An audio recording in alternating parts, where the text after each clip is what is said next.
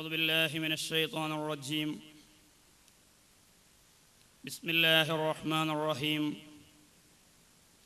الحمد لله رب العالمين، والصلاة والسلام على سيد المرسلين وعلى آله وصحبه أجمعين، أما بعد. أعوذ بالله من الشيطان الرجيم. بسم الله الرحمن الرحيم. والعصر إن الإنسان لفي خسر إلا الذين آمنوا وعملوا الصالحات وتواصوا بالحق وتواصوا بالصبر.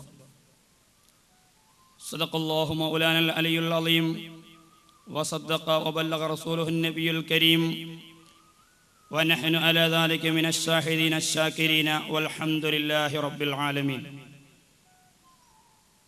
يا سيدي يا رسول الله خذ بيدي، ما لي سواك ولا ألوي على أحد، يا من يقوم مقام الحمد منفردا، للواحد الفرد لم يلد ولم يولد، للواحد الفرد لم يولد ولم يلد، مولاي صل وسلم دائما أبدا على حبيبك خير الخلق كلهم.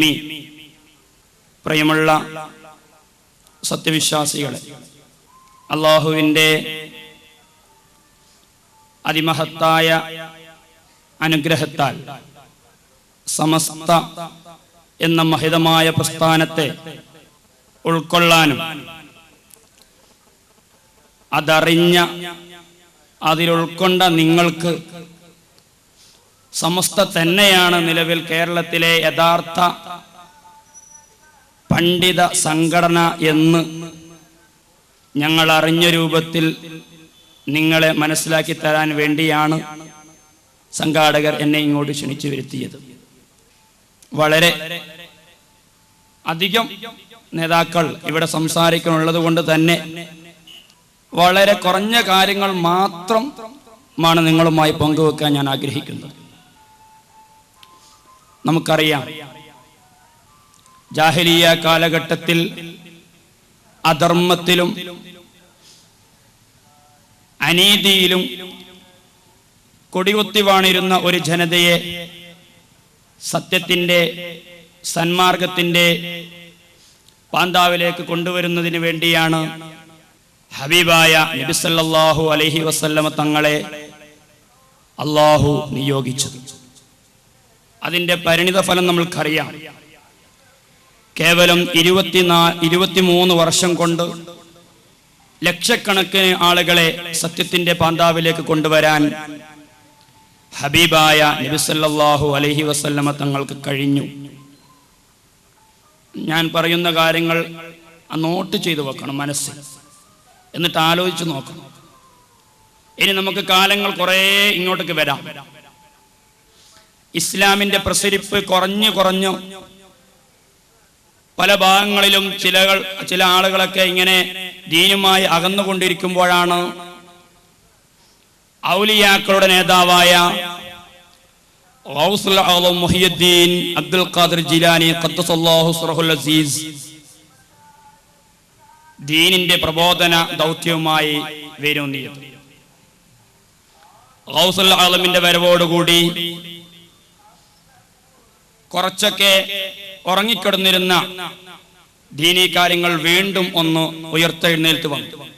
അതുകൊണ്ട് തന്നെ മുഹിയുദ്ദീൻ, ദീനിനെ പുനർജീവിപ്പിച്ചവൻ എന്ന സ്ഥാനപ്പേര് ഗൗസുൽ ആലം അബ്ദുൽ ഖാദിർ ജിലാനി ഖദ്ദസല്ലാഹു സിറഹുൽ അസീസ് തങ്ങൾക്ക് ലഭിച്ചു.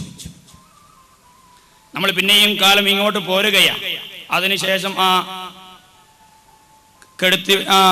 കത്തിച്ചു വെച്ച വിളക്ക് നല്ല പ്രകാശപൂരിതമായി തന്നെ ലോകമെമ്പാടും പ്രകാശിച്ചു. കാലങ്ങൾ കഴിഞ്ഞു. സ്വാഗത പ്രസംഗകനും നമ്മൾ മുൻകഴിഞ്ഞ പ്രസംഗത്തിലൊക്കെ കേട്ടതുപോലെ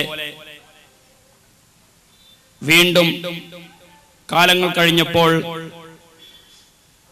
ഇന്ത്യയിൽ വന്ന, ലോകത്ത് വന്ന പല മാറ്റങ്ങൾ, മുസ്ലിമീങ്ങൾ ശക്തമായ രൂപത്തിൽ ലോകത്ത് വന്നപ്പോൾ ഈ രൂപത്തിൽ മുസ്ലിമീങ്ങൾ ഒറ്റക്കെട്ടായി മുന്നോട്ട് പോയി കഴിഞ്ഞാൽ മുസ്ലിങ്ങളെ ഒരു സ്ഥലത്തുനിന്ന് ബുദ്ധിമുട്ടിക്കാനോ നശിപ്പിക്കാനോ കഴിയില്ല എന്ന് മനസ്സിലാക്കിയ ജൂതലോബികളാണ് മുസ്ലിങ്ങളിൽപ്പെട്ട ചില ആളുകളെ ഇസ്ലാമിനെതിരായി സംഘടിപ്പിക്കുകയും മുസ്ലിങ്ങൾ തന്നെ പരസ്പരം ഭിന്നിക്കുന്ന അവസ്ഥയിലേക്ക് നീങ്ങിയത്. Muhammad bin Abdul Wahhab Saudi അറേബ്യയിലും ഉലാ മുഹമ്മദ് ഖാദിയാനി എന്ന് പറയുന്ന ആൾ പഞ്ചാബിലെ ഖാദിയാനിയിലും ഇങ്ങനെ വിവിധ രാജ്യങ്ങളിൽ വിവിധ പേരുകളിൽ വിവിധ കോലങ്ങളിൽ വിവിധ വിശ്വാസങ്ങളിലൂടെ മുസ്ലിങ്ങളെ ഭിന്നിപ്പിക്കാൻ ശ്രമിച്ചു. അതുകൊണ്ട് എന്തുണ്ടായി? ലോകത്ത് ഒറ്റക്കെട്ടായി ജീവിച്ച മുസ്ലിം സഹോദരന്മാർ പല കാരണങ്ങൾ പറഞ്ഞ് പല തട്ടുകളിലായി.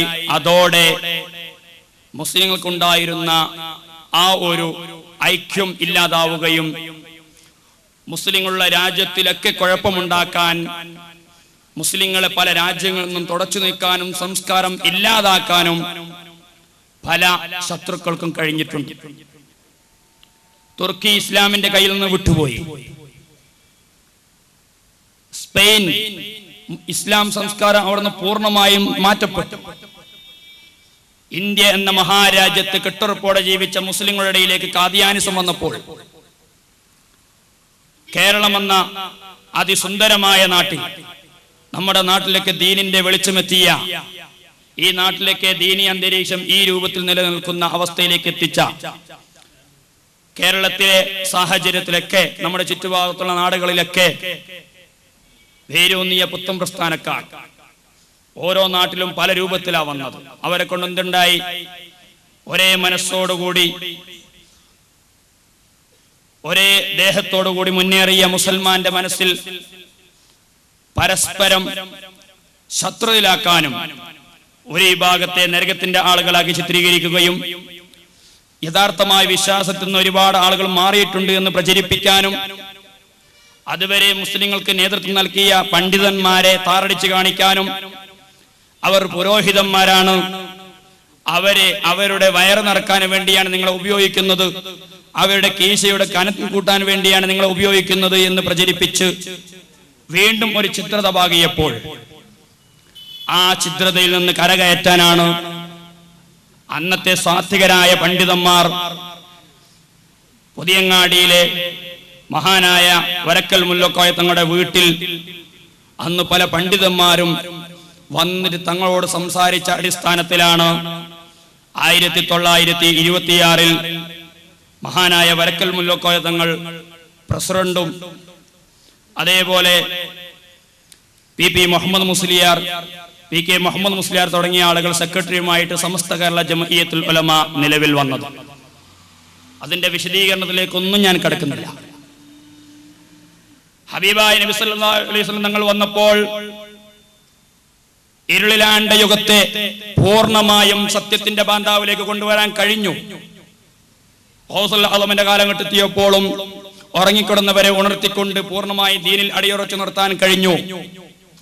പുത്തൻ പ്രസ്ഥാനം കേരളത്തിൽ ഇങ്ങനെ പല മുക്കിലും മൂലയിലും വന്നുകൊണ്ട് പാവപ്പെട്ട ജനങ്ങളെ ഖുർആൻ ഓതിയും ഹദീസ് ഓതിയും പഠിപ്പിക്കാനുള്ള ശ്രമം ആരംഭിച്ചപ്പോൾ മഹാനായ വരക്കൽ മുല്ലക്കോയ തങ്ങളുടെ കീഴിൽ സമസ്ത വന്നപ്പോൾ, സമസ്ത രൂപീകൃതമായപ്പോൾ ആ സമസ്ത മുഖേന വീണ്ടും ഒരു നല്ല ഒരു വഴിത്താരയിലേക്ക് ജനസമൂഹത്തെ കൊണ്ടുവരാൻ കഴിഞ്ഞു. ഇനി നമ്മള് കാലങ്ങൾ കഴിഞ്ഞു. ഏകദേശം നമ്മുടെ അടുത്ത കാലഘട്ടമായ 1989 വരിക. ഞാൻ വളരെ ഷോർട്ട് ചെയ്തിട്ട് പറയുന്ന, കാരണം ഒരുപാട് ആളുകൾ പ്രസംഗിക്കാനുണ്ട്. 89 വരിക.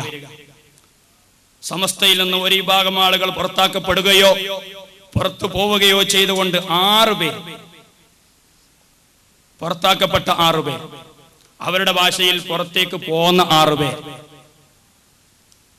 ആ 6 പേര് പുതിയ ഒരു സമസ്ത കേരള ജംഇയ്യത്തുൽ ഉലമ എന്ന പേരിൽ പുതിയ ഒരു സംഘടനയുമായിട്ട് വന്നപ്പോൾ, പക്ഷേ ആ 6 പേർക്ക് ഉണ്ടാവാത്ത മാന്യമായ ഒരു സ്വഭാവം നമ്മുടെ നാട്ടിലെ രാഷ്ട്രീയ പാർട്ടികൾക്കുണ്ട്. ഞാൻ തുറന്നു പറയുക, ഭൗതികരമായ ഈ രാഷ്ട്രീയ പാർട്ടികൾ പലരും വളർന്നപ്പോൾ അവരാരും അവരുടെ തറവാട് സംഘടനയുടെ പേരിൽ രംഗത്തേക്ക് വന്നിട്ടില്ല. നമുക്കറിയാമല്ലോ, നമ്മളൊന്ന് ചിന്തിച്ചു നോക്കിയ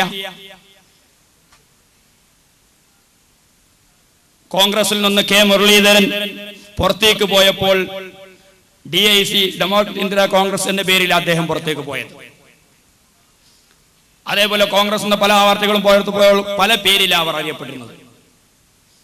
ഇന്ത്യൻ യൂണിയൻ മുസ്ലിം ലീഗിൽ നിന്നും അഖിലേന്ത്യാ പ്രസിഡന്റായിരുന്ന സുലൈമാൻ സേട്ടു സാഹിബിന്റെ നേതൃത്വത്തിൽ കുറച്ചാളുകൾ പുറത്തേക്ക് പോയപ്പോൾ അവർ INL ഇന്ത്യൻ നാഷണൽ ലീഗ് എന്ന പേര് സ്വീകരിച്ചു.